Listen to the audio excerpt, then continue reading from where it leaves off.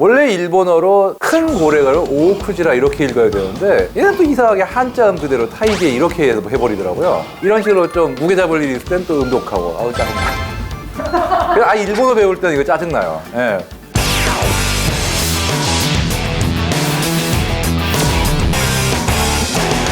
최근 일본이 최신형 잠수함 한 척을 공개했습니다.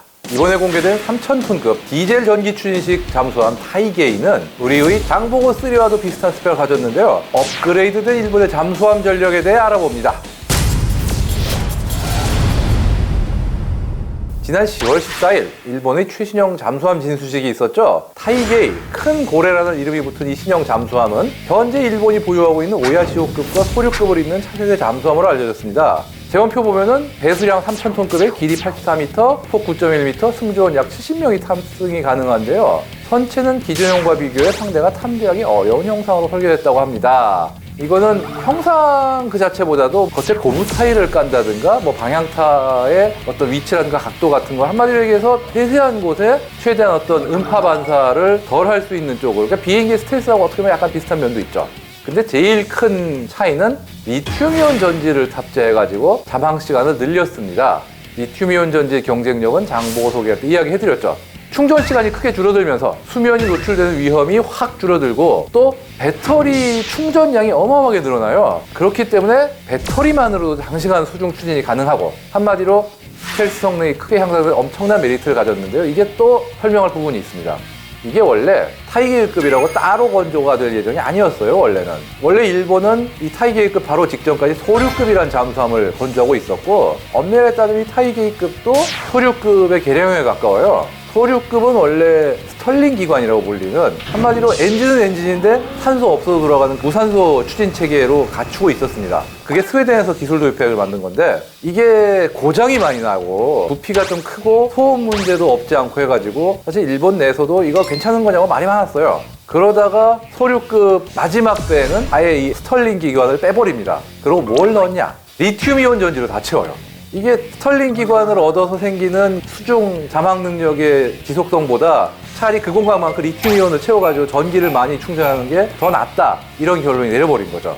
일본은 그 오류함부터 11번함 오류함부터 이제 리튬이온 전지를 탑재해서 운용을 하고 있는데, 그렇죠. 그 ARP에서 리튬이온으로 바뀐 거라 우리 입장에서는 얘네들이 이거를 어떻게 운용을 했을까 이런 거에 대해서 되게 관심이 많을 것 같거든요. 너무 관심이 많죠. 아직 일본이 뭐 운용 실적은 안 나왔다고 봐야 되는 게, 걔네도 이제 지금 시험 운용 슬슬 끝내서 슬슬 취역을 할 그런 상황이거든요. 이걸 실용화를 시작했다는 자체가 세계적으로 예가 없는 상황이고, 우리나라도 그것 때문에 경각심을 가져서 장보고 3의 배치 2부터는 쓰기로 한 거고요.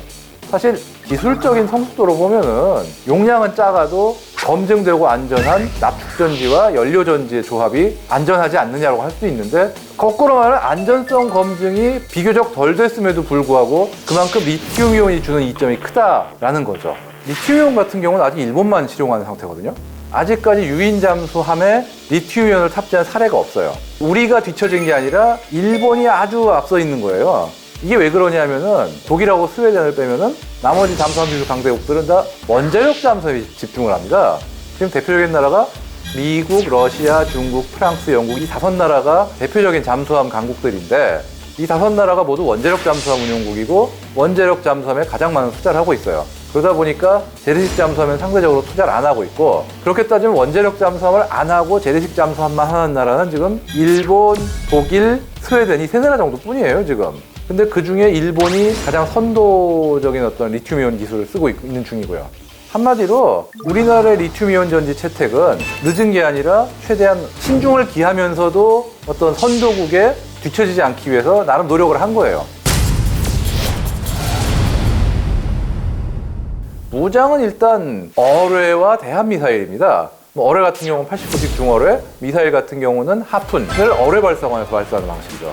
이번에 진수식을 가진 타이게이형 잠수함은 향후 내장 공삼이 성능 시험 후에 오는 2022년 3월에 취역할 예정입니다. 1번함 진수식에 이어서 2, 3번함도 현재 건조 중인데요. 아직 타이게이형 잠수함이 총 몇 척 건조될지는 정해지지 않았다고 합니다만 건조 속도 및 기존 잠수함의 퇴역 시기를 감안하면 향후 8년 안에 총 8척가량이 건조될 가능성이 크다 이렇게 추측하고 있는데요. 이게 왜 그러냐면은 소류급 말고 현재 또 오야시오급 잠수함들이 있는데 이 오야시오급 잠수함들은 아마 수명 자체도 자체지만 주변 우리나라라든가 중국의 잠수함 전력 증가하고 비교해 보면은 많이 열세가 아닌가라는 얘기를 할 겁니다. 일본 내에서도. 그래서 아마 이 오야시오급 중에 제일 오래된 배들이 타이게이급이 건조되는 대로 한 척씩 두 척씩 퇴역을 하면서 22척 체제는 계속 유지해 가지 않을까 생각을 하고 있습니다.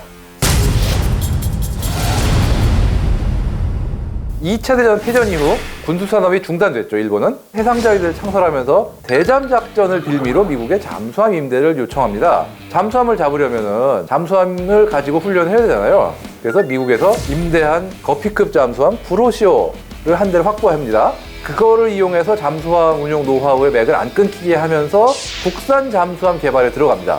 1960년에 취역한 일본함 오야시오를 시작으로 자국산 잠수함들을 취역시켜 4년 후에 잠수함대를 창설했습니다. 이후 해상자위대는 자체적인 잠수함 건조 능력을 유지하고자 잠수함이 새로 취역하면 가장 오래된 잠수함대를 대체했는데요. 그래서 거의 매년 1척씩 새로 건조했습니다. 지금까지. 건조 비용 또한 우리의 건조 비용보다 상대적으로 낮은 편입니다. 이게 왜 그러냐면은 거의 매년 만들면서 수십 년의 그 물량이 쌓이니까 물량 효과를 얻지 못하는 거죠. 현재 일본 해상자위대는 2,750톤급인 오야시오급 9척과 아까 오야시오급 60년에 만든 거를 이름만 이어받은 겁니다. 이건 2,950톤인 소류급 11척을 운영하고 있죠. 2021년에는 마지막 소류급 12번함 이 배가 취역할 예정입니다. 이건 몇 년 전에 건조했는데 지금 시운전 중이에요. 오야시오급은 1998년부터 운영한 디젤 잠수함으로 전 후방 측면 소나 체계가 탑재되어 전 방향 추적 및 감시가 가능한 해상자위대 최초의 고성능 잠수함인데요. 11척이 건조되어 현재 9척이 운영 중이고요. 이제 2024년부터 퇴역이 시작될 겁니다. 오야시오급의 차기함급인 소류급은 2009년부터 운영한 잠수함으로 AIP를 최초로 탑재한 잠수함은 아닙니다. 하지만 비교적 빠른 시기부터 이 AIP를 탑재한 배 중 하나로 평가됩니다. 특히 11번 함인 오류함부터는 스털링 AIP와 납축 전지를 드러내고 리튬이온 전지만 탑재했는데요. 세계 최초의 리튬이온 전지 탑재 유인 잠수함으로 기록되었습니다. 해상자위대에서는 최초로 채용된 X자형 방향타 그리고 당시 운용되는 최대급의 비원자력 추진 잠수함이 바로 소류급 잠수함입니다. 무장은 어뢰와 대한미사일, 발사관 6발 이렇게 구성이 되고 있습니다.